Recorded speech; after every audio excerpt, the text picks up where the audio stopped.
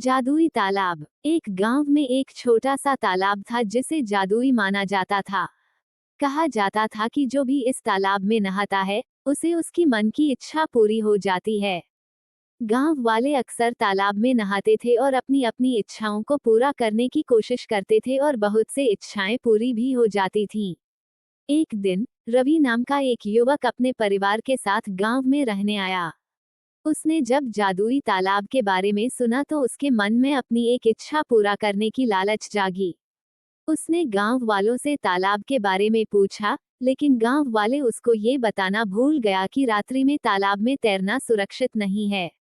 रवि एक शाम तालाब पर गया और तैरने लगा। वो अपनी इच्छा के बारे में सोचते हुए खुश हो रहा था।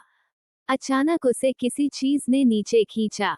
वह तालाब में रहने वाली एक विशालकाय जल सर्प था, जो सिर्फ रात में बाहर आता था। रवि मदद के लिए चिल्लाया, लेकिन आसपास कोई नहीं था जो उसकी मदद कर सकता था।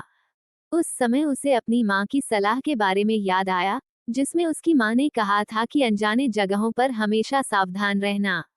जब रवि को लगा कि उसे बचाने के लिए आसपास कोई नहीं है, तब उसने संघर्ष छोड़ दिया और गर्दन झुकाकर मरने का नाटक करने लगा। उसका ये प्रयास सफल रहा और सर्प ने उसे छोड़ दिया। रवि घबराकर और डर कर अपने घर लौट गया। उसने अपने माता पिता को इस घटना के बारे में बताया और वे उसे डांटते हुए सावधान रहने की सलाह दी।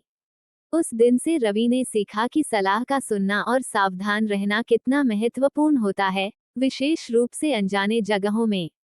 उसने अन्य गांव वालों को भी रात में तालाब में नहाने के खतरों के बारे में चेतावनी दी।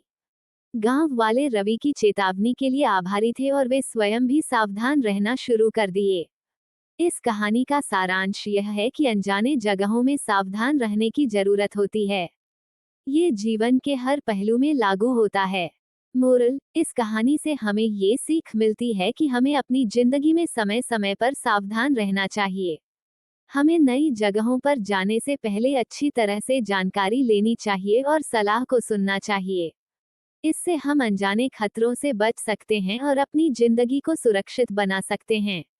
ऐसी कहानी सुनाने के लिए लाइक, शेयर और सब्सक्राइब करें। धन्यवाद।